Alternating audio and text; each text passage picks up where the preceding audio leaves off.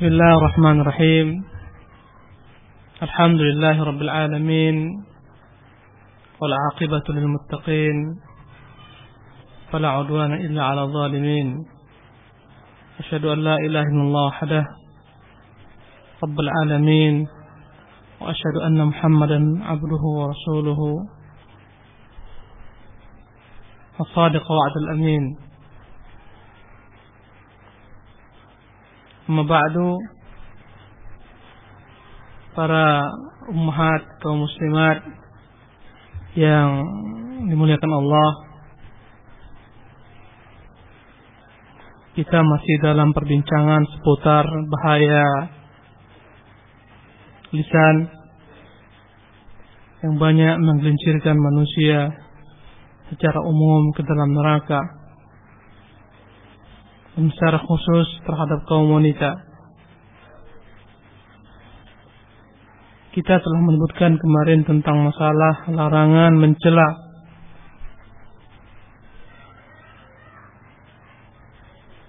di mana Rasulullah sallallahu alaihi wasallam pernah menyebutkan dalam hadis beliau sallallahu alaihi wasallam yang bunyinya sibabul muslimi fusuqun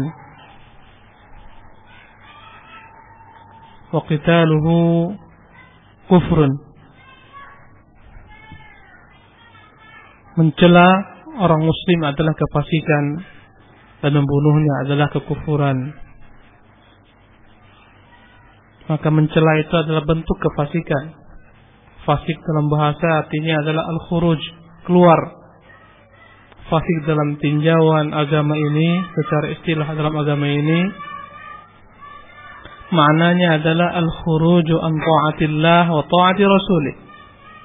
Fasik itu adalah keluar dari ketaatan terhadap Allah dan Rasulnya.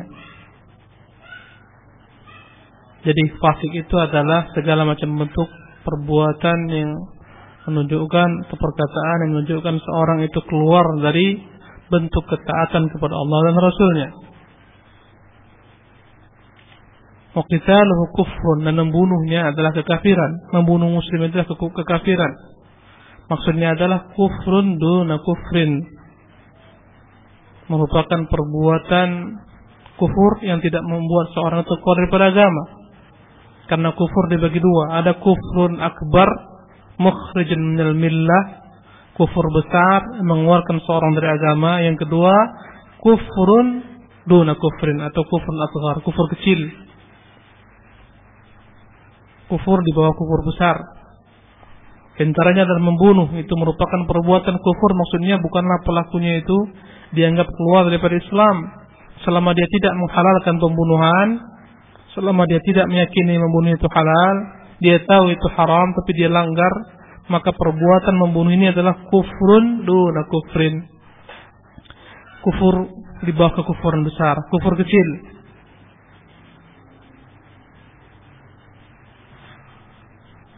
Karena Allah Subhanahu wa taala menyebutkan tentang masalah ini, bahwasanya membunuh itu tidak membuat seorang kufur adalah ketika Allah menceritakan tentang pertikaian antara orang-orang beriman. Dua kelompok orang beriman yang berseteru berperang, kata Allah, wa in ta'ifatani minal mu'minina iqtatalu fa aslihu bainahuma. Kalaulah ada dua kelompok daripada orang-orang beriman itu yang berbunuh-bunuhan, berperang, maka damaikanlah antara keduanya.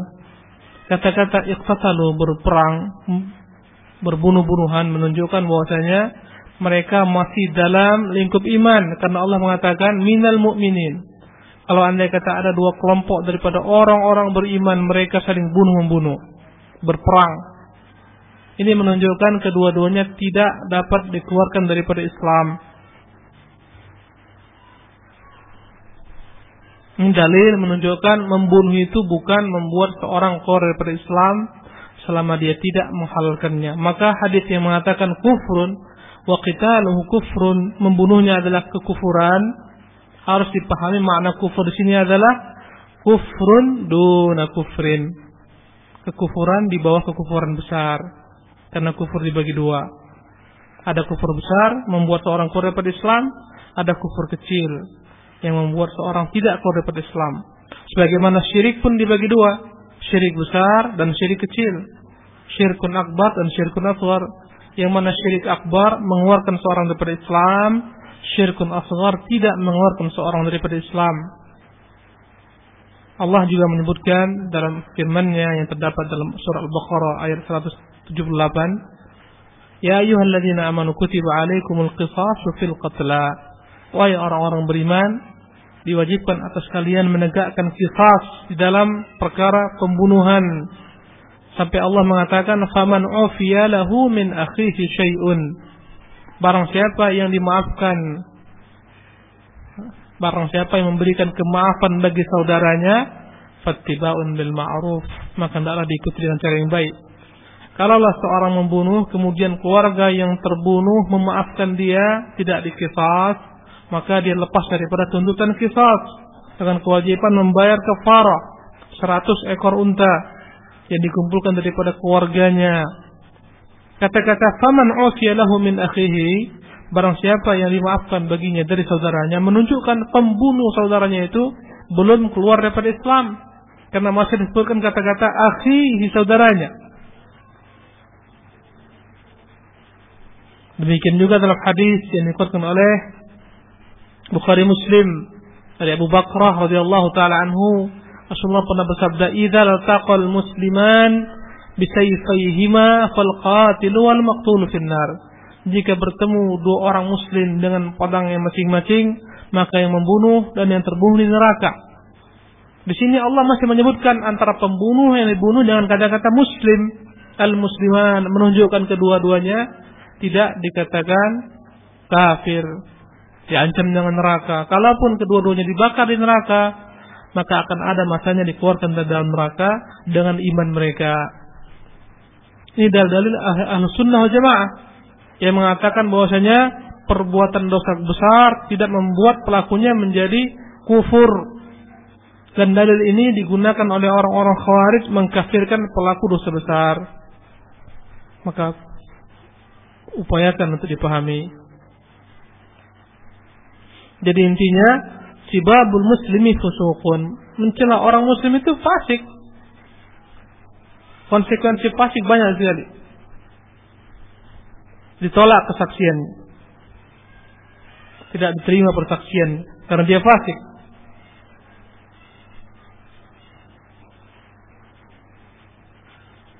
Allahul musta'an.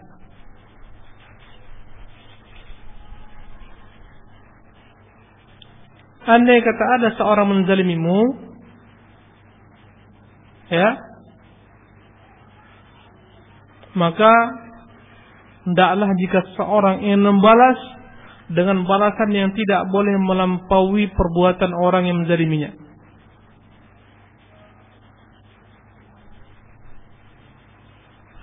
Rasulullah SAW bersabda, al-mutasabban ma qala fa'al al-badi'i ma lam ya'tadil mazlum.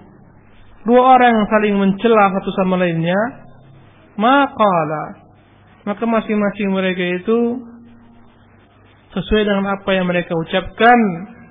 Tapi fa'al al-badi' ma lam ya'tadil mazlum, dosanya itu akan ditumpahkan kepada yang memulai, selama orang yang dizalimnya tidak melampaui batas. Subhanallah. Fa'al badi, maka orang yang memulai, maksudnya atasnya dosa. Allah membolehkan kita menuntut, yakni membalas dengan yang serupa, ya, bukan sebagaimana yang ditanamkan dalam sebagian akidah di luar Islam. Jika engkau ditampar pipi kananmu, berikan pipi kirimu, karena orang berbeda-beda. Kata Allah, faman i'tada 'alaikum fa'tadu 'alaihi bimithli ma i'tada 'alaikum. Dalam surah Al-Baqarah ayat 194 Allah mengatakan, faman i'tada 'alaikum, barang siapa yang melampaui batas terhadap kalian, maka balaslah dengan hal yang serupa. Boleh. Wa in aqabtum fa'aqibu mithli ma 'uqibtum bih. Andai katakan memberikan sanksi, maka buatlah sanksi tersebut sama sebagaimana yang diperbuat kepada kalian. Enggak boleh melampaui batas. Kata Allah, wa jazaa'u sayyi'atin sayyi'atun mithluha. Balasan kejelekan adalah kejelekan yang sepertinya, enggak boleh lebih. Maka yang memiliki hak terhadap saudaranya boleh diambil tanpa harus menzaliminya. Tetapi kalaulah mau dipilih mana lebih utama, yang lebih utama adalah memaafkannya jika terdapat padanya maslahat yang besar. Allah mengatakan dalam surat Fussilat ayat 34-35, wala tastawil hasanatu wala sayyi'ah. Tidaklah sama antara kebaikan dengan kejelekan. Idfa' billati hiya ahsan. Tolaklah dengan jalan yang lebih baik. Tolaklah kezaliman dengan jalan yang lebih baik. Fa idzal ladzi bainaka wa bainahu adawah ka'annahu waliyyun hamim. Kalaulah pernah ada permusuhan antara kamu dengannya, maka akan berubah menjadi kecintaan, berubah menjadi kecintaan seolah-olah merupakan teman yang sangat dekat sekali. Orang yang berbuat kezaliman dibalas dengan kebaikan, besar sekali peluang dia akan berubah, dia akan menjadi teman. Tapi ingatlah, wa ma yulaqqaha illa alladziina sabaru. Tidaklah dapat diperbuat hal ini kecuali oleh orang-orang yang bersabar. Tidak semua dapat membalas kezaliman, kejelekan dengan kebaikan. Jarang-jarang. Kebanyakan orang dia ketika dihina akan menghina lebih dahsyat, dicela akan mencela lebih dahsyat, melampaui batas bahkan. Difitnah dia akan lebih memfitnah 2 kali lipat atau 3 kali lipat. Maka ini adalah perbuatan yang salah. Allah berfirman dalam surah Asy-Syura ayat 37-43, walladzina yajtanibuna kaba'iral itsmi wal fawahish. Dan mereka adalah orang-orang yang menjauhi dosa-dosa besar, perbuatan keji. Kata-kata fawahish, perbuatan keji, biasanya lekat dengan perzinahan dan semua muqaddimah ke arah sana. Ciri-ciri hamba Allah yang ideal adalah orang-orang yang menjauhi dosa-dosa besar. Kalau dosa kecil itu sulit untuk dihindari, tapi berusahalah untuk istighfar. Kata Allah, in tajtanibu kaba'ira ma tunhauna an nukaffir ankum sayyi'atikum. Kalaulah kalian menjauhi dosa-dosa besar yang dilarang atas kalian, maka akan diampunkan dosa-dosa kalian yang kecil. Dosa-dosa kecil kita akan diampuni Allah dengan banyak perkara, dengan salat, dengan wudu, dengan Jumat dan seterusnya. Tapi dosa besar tidak akan diampuni sebelum kita minta taubat kepada Allah Subhanahu wa taala. Mereka orang-orang yang hamba Allah yang ideal adalah yang menjauhi dosa besar, wal fawahish, dan semua perbuatan keji, perzinahan dan semua jalan ke sana. Homoseksual dan seterusnya, lesbianisme, semua dijauhi. Wa idza ma ghadibu hum yaghfirun, dan kalaulah mereka itu terkadang terpancing emosinya menjadi marah, dan mereka ingat seketika mereka pun mengampuni. Subhanallah.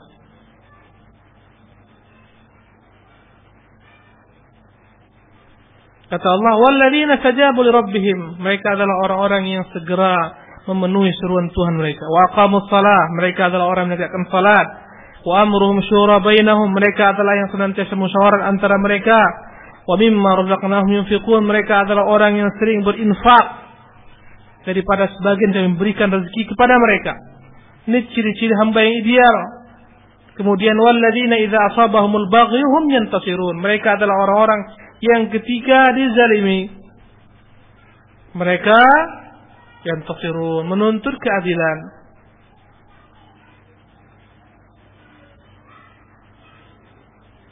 Mereka akan tuntut keadilan. Mereka akan ambil hak mereka. Wa jazaa'u sayyi'atin sayyi'atun mithluha. Karena balasan kejelekan, kejelekan yang serupa. Faman afa wa aslaha fa ajruhu 'ala Allah. Ini dia wajh syahid.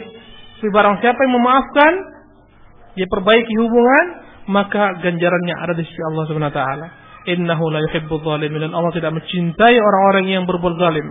Kalaupun dibolehkan membalas, tapi tidak dibolehkan melampaui batas. Kalaupun maafkan, maka itu lebih besar ganjarannya. Wala man intasara ba'da zulmihi fa ulaika ma 'alaihi min sabil. Kalaulah dia menuntut balas terhadap kezaliman yang diperbuat kepadanya, maka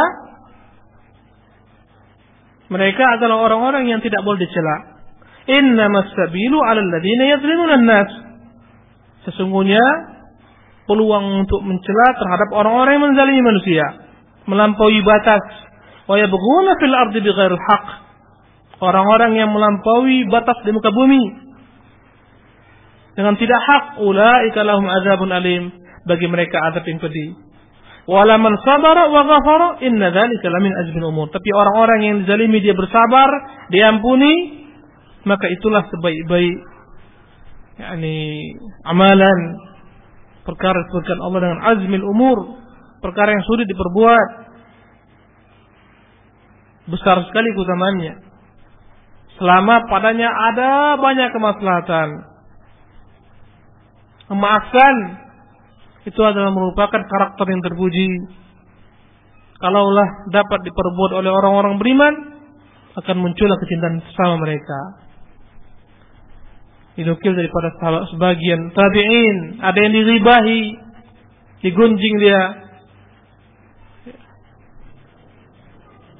Saya enggak ingat namanya, apakah Sa'id bin Musayyib atau Sufyan Tsauri. Yang penting digunjing, diribah sampai ke telinganya. Mungkin kalau kita akan datang mempermaklumkan perang, tapi imam yang mulia ini malah membuatkan baginya kado, hadiah, dalamnya berbagai macam hadiah. Dia panggil salah seorang, tolong hantarkan kepada si fulan, katakan terima kasih. Terima kasih telah memindahkan pahalanya kepada saya. Subhanallah. Karena itulah ada salah seorang yang berkata, kalau ghibah itu dihalalkan, maka yang paling banyak aku ghibah adalah orang tuaku agar pindah pahalaku semua kepadanya. Tapi karena haram, tidak dibolehkan. Yang tadi kita sebutkan, kebanyakan orang jika dizalimi, dia balas lebih dahsyat daripada kezaliman yang diperbuat oleh musuhnya.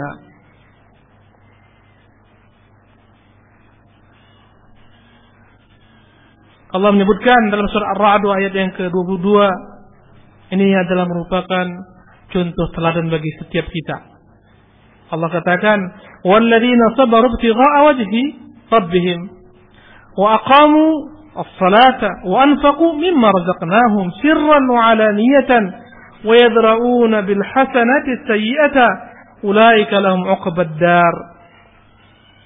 Dan mereka adalah orang-orang yang sabar mencari wajah Tuhan mereka. Mereka adalah orang menegakkan salat, menginfakkan dari sebagian rezeki yang diberikan, kami berikan kepada mereka, menginfakkannya dengan cara sembunyi-sembunyi ataupun terang-terangan, dan mereka meninggalkan kejelekan, dibalas dengan kebaikan. Bagi mereka adalah pahala yang besar. Bagi mereka adalah uqbad dar, sebaik-baik tempat kembali, negeri yang paling baik, sebagai tempat kembali negeri akhirat, surga. Bahkan Allah mengatakan bagi mereka yang sabar, ulaika yu'tauna ajrahum marratain bima sabaru wa yadra'una bil hasanati sayyi'atan mimma razaqnahum yunfiqun. Dalam surah Al-Qasas ayat 54 Allah mengatakan mereka adalah orang-orang yang diberikan ganjaran 2 kali lipat karena kesabaran mereka. Dan mereka adalah orang yang meninggalkan kejelekan, digantikan dengan kebaikan. Dan mereka adalah orang yang menginfakkan dari sebagian kami berikan rezeki kepada mereka. 2 kali pahala. Kalau anda kata kita balas, jangan yang serupa, boleh. Tapi nggak dapat pahala. Kalau kita sabar, dibalas dengan kebaikan, dapat pahala 2 kali lipat.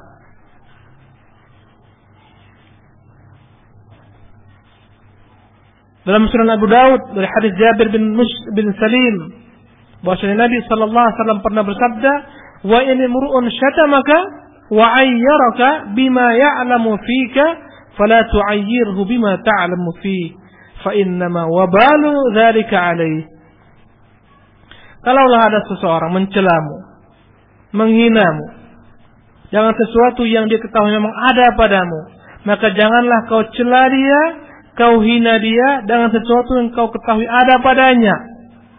Sesungguhnya kebinasaan akan ditimpakan kepadanya. Kalau seorang menghibah kita dengan sesuatu yang memang ada pada kita, maka jangan cari celahnya untuk dighibahi kembali.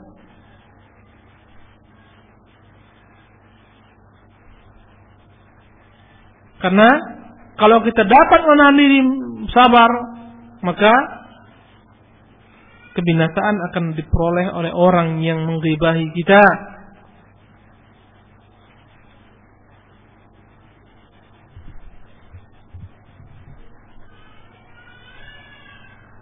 Berkata penyair, "Idza btulita bi khasmin la khalaqa lah, fakun ka'annaka lam tasma' wa lam yaqul." Jika engkau diuji dengan musuh yang tidak punya akhlak, mencelamu, mencercamu, maka jadilah engkau seolah-olah tidak pernah mendengar apapun dia ucapkan, dan seolah-olah dia tidak pernah mengatakan apapun kepadamu. Ini yang ideal, ibu-ibu yang dimuliakan Allah. Berkata Imam Syafi'i, "Idza nataqa safihu fala tujibhu." Kalaulah ada orang jahil berkata-kata, mencercamu, jangan dijawab. Fa khairun min ijabatihi sukutu. Yang lebih baik daripada menjawabnya adalah diam. Berkata penyair, "Walaqad amara alayya al-la'imu yasubbuni fa'afu thumma aqulu la ya'nini." Benar-benar telah ada orang yang keji, yang hina, mencelaku, maka aku maafkan dia. Kemudian aku katakan, enggak ada manfaatnya bagiku perbuatannya. Maka orang yang bersabar ketika dicela, ketika ada yang menjahilinya dengan kata-kata, dengan perbuatan, dia balas dengan kesabaran, itu lebih baik bagi dia. Dan orang yang mencercanya di atas ancaman Allah Subhanahu wa taala. Allah mengancam orang yang lidahnya panjang, mencerca, mencela, menghibah, menzalimi orang. Kata Allah, memfitnah. Allah mengatakan dalam surah Al-Ahzab ayat 58, "Walladzina yu'dzuna al-mu'minina wal mu'minat bighairi maktasabu faqad ihtamalu buhtanan wa itsman mubina."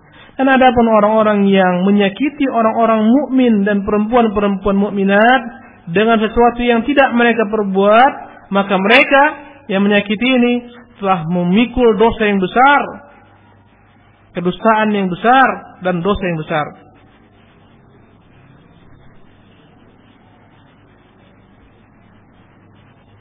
Imam Tirmidzi menyebutkan dengan sanadnya dari Abu Hurairah radhiyallahu ta'ala anhu,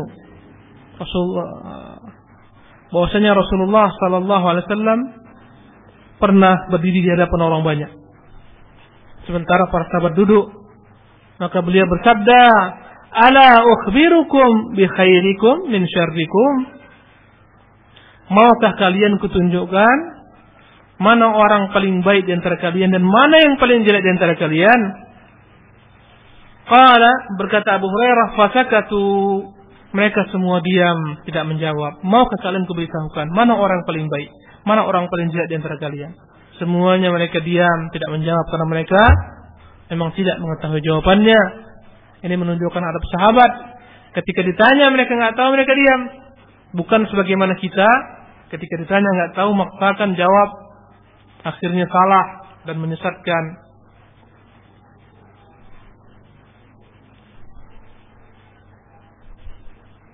Faqala dzalika thalatha marrat. 3 kali Rasulullah ulangi. Maukah kalian kuberitahukan mana orang paling mulia dan mana orang yang paling tercela? 3 kali. Faqala rajulun, semua mereka diam. Pada kali yang ketiga seseorang berkata, menjawab, "Bala ya Rasulullah, akhbirna bi khairina wa min syarrina." Tentu ya Rasulullah, beritahukan kami mana orang paling baik di antara kami dan mana yang paling tercela. Qal, maka beliau bersabda, khairukum man yurja khairuhu wa yu'manu syarruh. Sebaik-baik kalian adalah orang yang senantiasa diharapkan kebaikannya.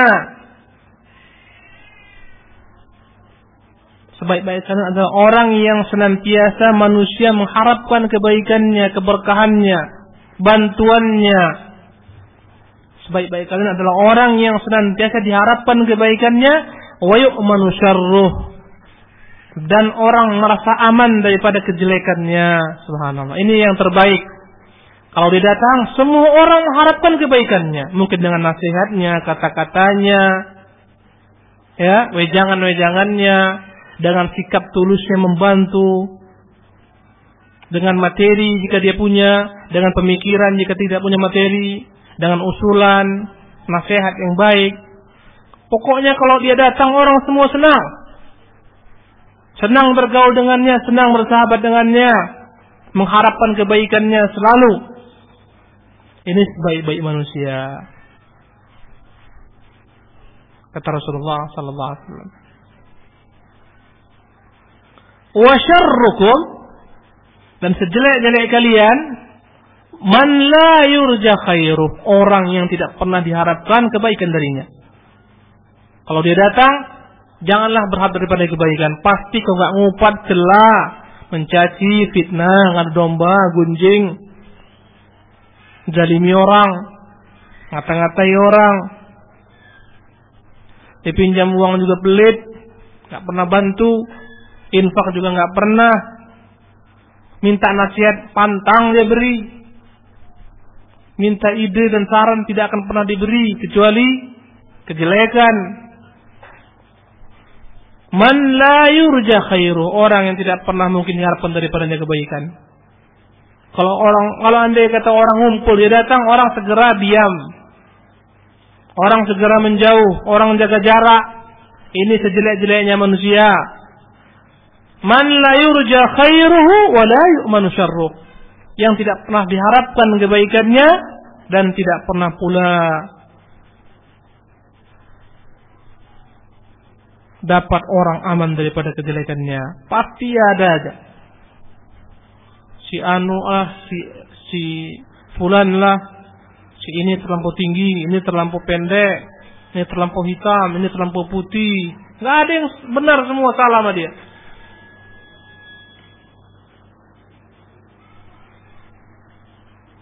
Ini ciri-ciri orang yang paling terjelek menurut hadis Rasulullah sallallahu alaihi wasallam. Maka lihatlah diri kita terlebih dahulu. Jangan lihat orang. Banyak orang, ibu-ibu, kaum muslimat, ketika diberikan nasihat, dia enggak menganggap itu nasihat untuk dirinya. Dia akan katakan, ini untuk si fulan, ini nasihatnya ini untuk si B, ini untuk si C. Enggak pernah dia merasa itu kepada dirinya. Ini kayaknya untuk si C ini untuk si D, untuk si E, ini untuk si Z. Ya, sehingga enggak ada guna manfaat itu, enggak ada guna nasihat itu yang disebutkan. Seolah-olah dirinya bersih, ini untuk orang ini, bukan untuk saya ini. Nah, tengok si fulan itu, dialah orangnya ini tukang gunjing, ini tukang ini. Dia enggak pernah menghadapkan kepada dirinya sendiri nasihat itu. Enggak pernah berkaca dia. Ini musibah besar yang akan menimpa banyak yakni manusia ketika dia tidak menganggap segala macam bentuk kebaikan itu kepada dia, tapi untuk orang lain ini. Nasihat ini untuk orang, bukan untuk saya ini. Maka ibu-ibu, ini semua pesan untuk kita semua, masing-masing diri kita. Jangan lihat si A, si B, si C. Ini semua untuk diri kita, manfaatnya kembali kepada diri kita. Maka sebaik-baik orang adalah man yurja khairuh, yang senantiasa diharapkan kebaikan darinya, wa yu'manu syarruh, yang senantiasa aman orang dari kejahatannya. Dan sejelek-jelek orang adalah man la yurja khairuhu wa la yu'manu syarruh, yang tidak pernah orang dapat aman daripada kejelekannya, yang tidak pernah dapat diharapkan kebaikan daripadanya. Ketahuilah ibu-ibu, sedekah itu banyak jenisnya. Kalau kita nggak punya uang, jangan-jangan kita nggak bisa bersedekah. Banyak jenis sedekah. Berkata Rasulullah sallallahu alaihi wasallam dari hadis diriwayatkan Imam Bukhari dari jalur Abu Musa al-Asy'ari, bersabda Rasulullah, ala kulli muslimin sedekah. Wajib hukumnya bagi setiap muslim itu bersedekah. Qalu fa illam yajid, mereka bertanya, bagaimana jika enggak punya ya Rasulullah? Enggak punya uang untuk sedekah, enggak punya baju mau disedekahkan. Apa jawaban Rasulullah? Faya'mal bi yadihi fayanfa'u nafsahu wa yatasaddaq. Enggak mampu bersedekah, kerja supaya dapat uang. Kerja dengan tangannya supaya dapat uang. Kemudian dari hasil kerja itu dia gunakan untuk kepentingan dirinya dan bersedekah selainnya. Ini perintah agama untuk setiap orang untuk bekerja, berusaha, jangan berpangku tangan. Ini perintah agar seluruh orang-orang beriman mencari harta. Bukan diam di rumah berzikir sepanjang pagi, sore, siang, malam. Anak istri ditinggalkan, gak peduli. Bekerja agar kembali manfaatnya untuk dirinya dan untuk bersedekah. Tujuan kita kerja bukan untuk nikmati di dalam kehidupan dunia ini, tapi untuk kita nikmati di negeri akhirat. Qalu fa in lam yastati aw lam yaf'al. Ada yang bertanya lagi, ya Rasulullah, gimana kalau dia enggak mampu pula bekerja dengan dua tangannya cari uang, atau memang dia enggak mampu berbuat demikian? Qala fa yu'inu dzal hajatil malhub. Tak mampu berusaha, tak mampu bekerja, ya, sementara sedekah wajib atasnya, maka hendaklah dia membantu orang-orang yang membutuhkan bantuan, yang membutuhkan pertolongan. Nampak orang jalan, kasihan, kita kosong, tawarkan boncengan, saya bonceng Pak, saya bonceng Bu, tawarkan. Ada orang kira-kira butuh bantuan, tanyakan, ada bisa saya bantu?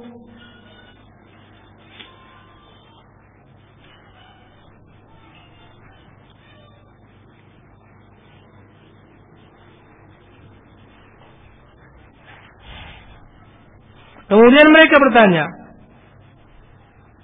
fa in lam yastati' aw lam yaf'al. Mereka kembali bertanya, fa in lam yaf'al, kalaulah mereka juga tidak mampu berbuat, qala falya'mur bil khair.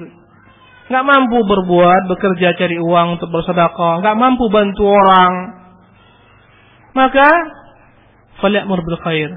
Banyak-banyak ajalah memerintahkan orang berbuat kebaikan. Ajak orang ngaji, ayo Bu ngaji, ayo Bu pakai jilbab, ayo Bu taat kepada suami, ayo Bu berinfak.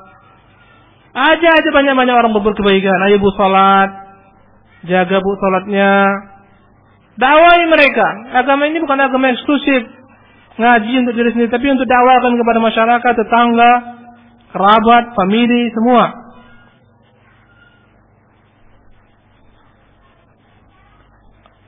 Au qala bil ma'ruf, perintahkan berbuat kebaikan, berbuat perkara yang ma'ruf. Qala fa in lam yaf'al, kembali mereka bertanya, bagaimana jika juga enggak mampu? Nyuruh orang berbuat baik pun enggak mampu, takut dia, keluh lidahnya, khawatir dia, enggak percaya diri. Apa yang dia perbuat? Qala fal yumsik 'anil syarr, hendaklah dia menahan diri, jangan berbuat kejelekan. Fa innahu lahu sadaqah, itu adalah merupakan sedekah baginya. Kerja enggak mampu, kerja untuk mencari rezeki agar dapat infakkan enggak mampu. Bantu orang yang membutuhkan enggak mampu pula.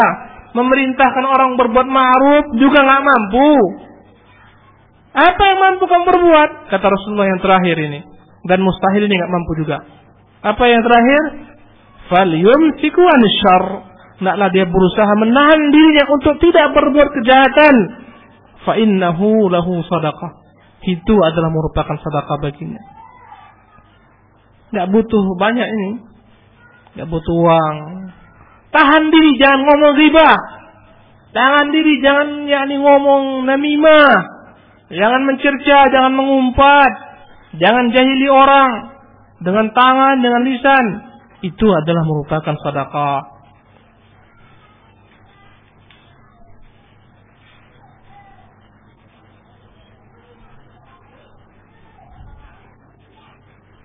Rasulullah sallallahu alaihi wasallam pernah menyebutkan tentang perkara neraka.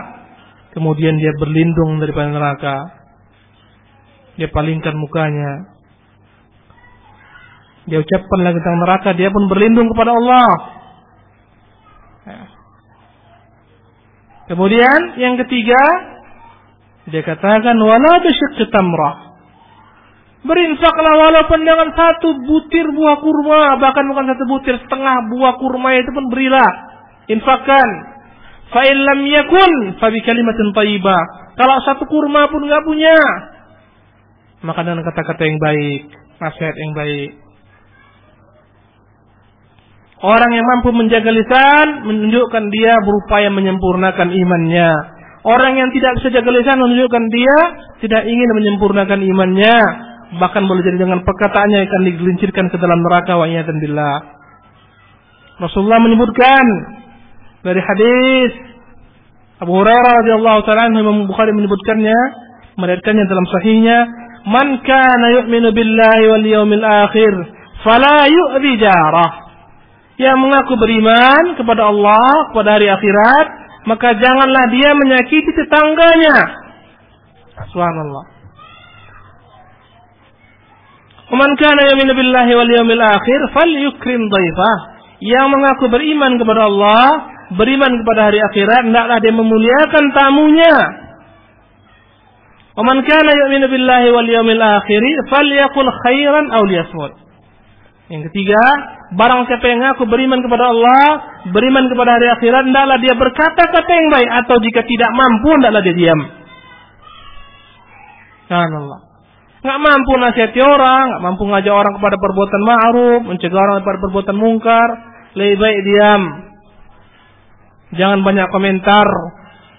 Lisan ini alangkah lunaknya dia, alangkah banyaknya dosa yang dihasilkan daripada lisan, alangkah mudahnya menggerakkan lisan. Ya, dalam satu majlis mungkin kita bisa mengumpulkan banyak hal dosa.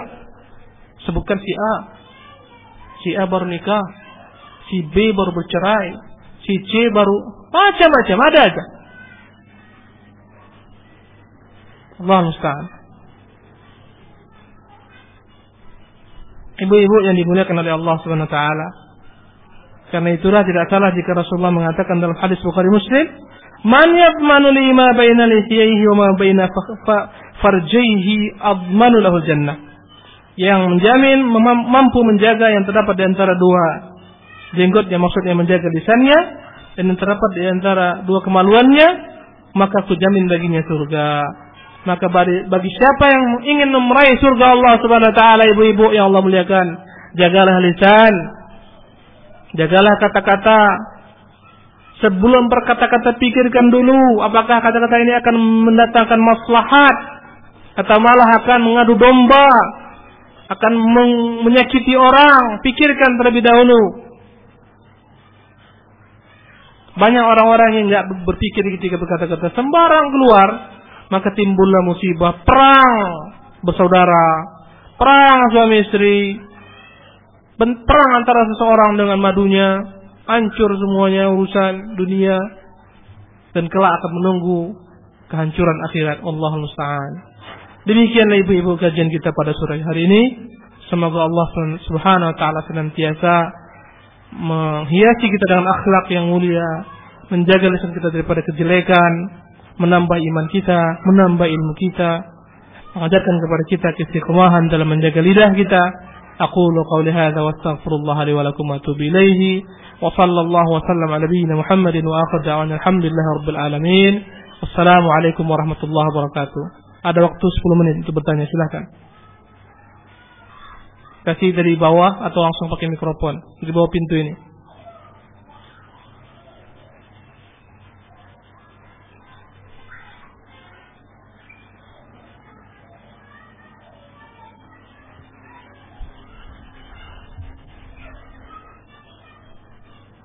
Bila seorang berzina dan punya anak hasil dari zina, dia menelantarkan anak tersebut, tidak mau bertanggung jawab terhadap anak tersebut.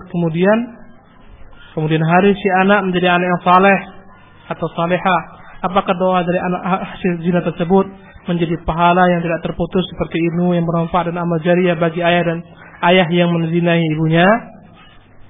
Wallahu ta'ala alam. Yang jelas, doa secara umum itu akan bermanfaat, baik antara seorang dengan saudaranya dan antara seorang dengan orang muslim lain yang bukan saudaranya, semuanya bermanfaat insyaallah taala. Maka jangan khawatir, banyak-banyak doakan semoga orang tua biologisnya itu dimaafkan oleh Allah Subhanahu wa taala juga. Wallahu taala alam. Bagaimana jika sebaliknya, ayah itu bertanggung jawab menikahi ibunya dan mendidik anak-anak hasil tersebut dengan sebaik-baiknya? Apakah harta yang dikeluarkan untuk pendidikan dan kehidupan anak hasil itu bermanfaat bagi ayah kelak? Tentu. Ad-dalu al-khairi kafa'ilih. Orang menunjukkan suatu jalan kebaikan, maka dia akan memperoleh pahala walaupun enggak dia buat, walaupun orang tersebut enggak lakukan, ya, tapi dia tunjukkan orang lain dan orang lain melakukannya, dia dapat pahala. Kalaulah dia memberikan kepada anak fasilitas untuk belajar, menimba ilmu, dia keluarkan infak, dia sekolahkan anaknya, dan dia bertobat kepada Allah walaupun dia dahulu salah berzina, semoga Allah memaafkan kesalahannya. Dan pasti apapun harta yang dikeluarkan untuk mendidik anaknya bernilai di sisi Allah SWT, menjadi timbangan kebaikan bagi dia kelak di negeri akhirat. Kemudian jika anak tersebut adalah perempuan, menjadi mahramkah anak tersebut kepada ayah biologisnya? Dalam hal ini memang ada khilaf antara ulama. Mazhab yang paling keras adalah mazhab Syafi'i rahimahullah taala yang mengatakan anak biologis boleh dinikahi oleh ayahnya, karena dia bukan anak secara sah dalam status Islam, walaupun jumhur menolaknya. Allahu taala alam, kita melihat maka tidak mengapa dia bepergian dan seterusnya, dia menjadi mahram baginya. Walaupun dalam hukum warisan dia tidak akan mendapatkan warisan daripada ayahnya, demikian pula sebaliknya.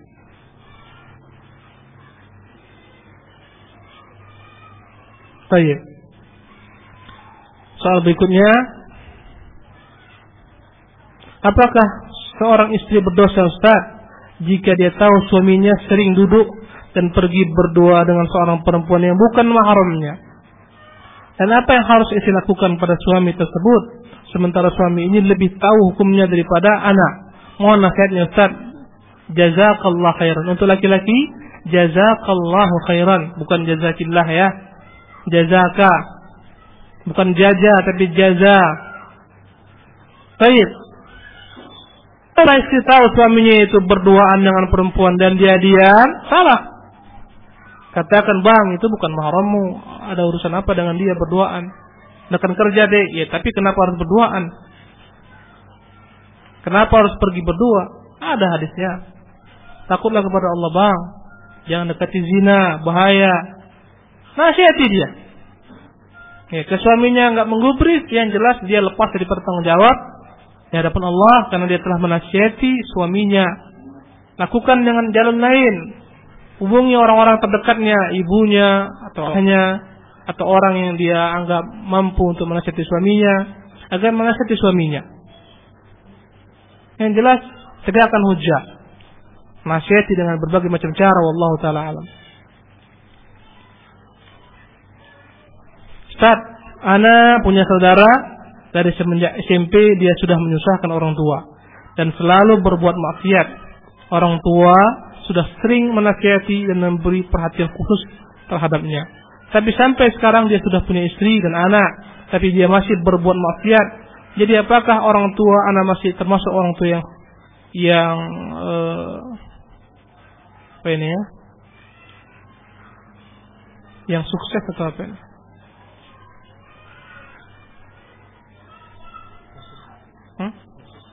Nusus? Bukan nusus. Yang jelas selama orang tua telah membimbing anaknya kepada kebaikan, disekolahkan di tempat yang baik, carikan yang baik. Ketika besar anaknya berbuat kejelekan, dinasihati juga enggak mempan, orang tuanya lepas tugas dan tidak menanggung dosanya. Masing-masing orang akan memikul dosanya masing-masing. Walla taziru waziratun wizra ukhra, kata Allah, tidaklah ada satu jiwa menanggung dosa jiwa yang lainnya. masing-masing tanggung sendiri selama telah ditegakkan hujah, disampaikan nasihat. Allah taala alam. Apakah termasuk sedekah bila harta istri, hasil usaha istri digunakan untuk suami dan dalam mencukupi kebutuhan rumah tangganya? Ya, ini sedekah yang 2 kali lipat pahalanya. Pahala menyambung silaturahmi, pahala sedekah.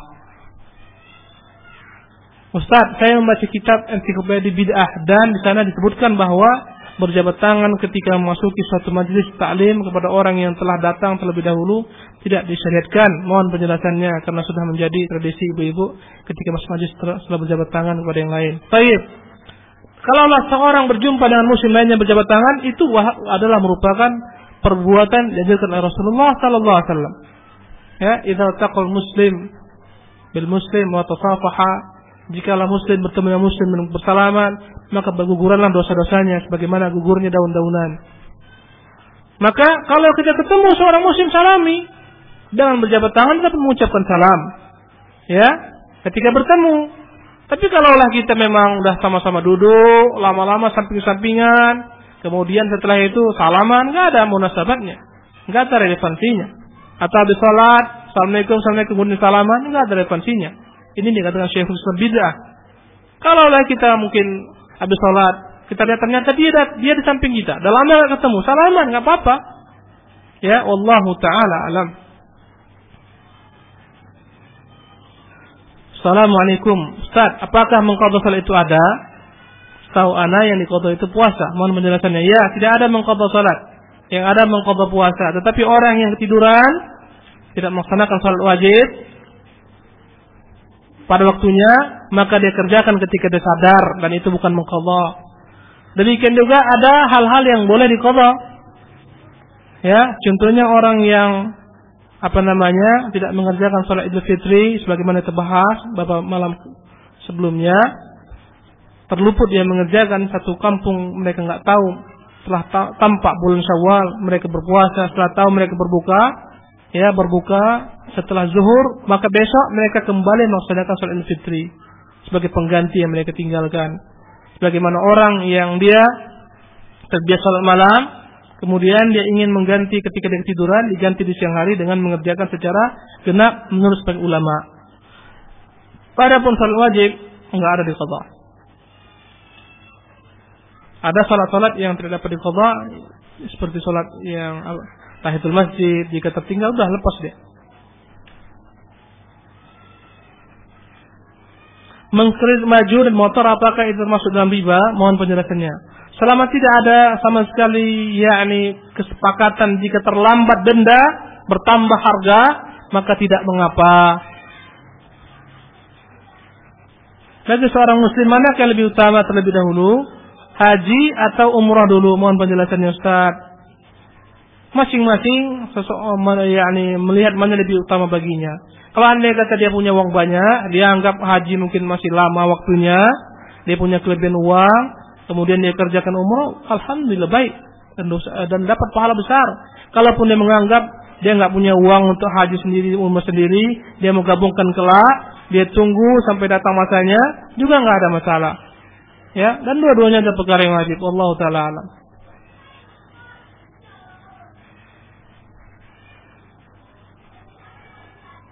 Ini pertanyaan terakhir mungkin. Apakah berta'addud atau berpoligami melambangkan atau menggambarkan seorang nyunnah? Tergantung tujuan dan niat. Semuanya kembali berniat. Innamal a'malu binniyat. Sungguhnya amal itu dengan niat. Jikalau seorang memang berpoligami asasnya karena itu adalah merupakan sunnah Rasulullah untuk memperbanyak anak, untuk mengayomi banyak perempuan-perempuan agar mereka semua dapat digiringnya ke surga, ya, maka ini tentunya dapat pahala dan dia mengamalkan sunnah yang banyak dimusnahkan atau dimatikan oleh orang, yang ditentang oleh orang. Ya, dia berta'addud untuk mempererat hubungan dengan banyak orang, dengan banyak keluarga, ya, mempererat silaturahmi sehingga semakin banyak familinya, ya. Maka ini tujuan-tujuan yang mulia. Ya. Dia berta'addud untuk membantu istrinya contohnya, meringankan tugas istri-istrinya dalam mengurusnya dan seterusnya, atau tujuan-tujuan lain yang dalam Islam toleransi, ya, maka boleh saja, tergantung pada niatnya. Dia berpoligami dalam rangka untuk meredam gejolak syahwatnya, ya, dan seterusnya. Ini semuanya adalah urusan-urusan yang disunnahkan selama tujuannya baik, niatnya benar. Wallahu ta'ala alam. Wa sallallahu wasallam ala Muhammadin. Wassalamualaikum warahmatullahi wabarakatuh.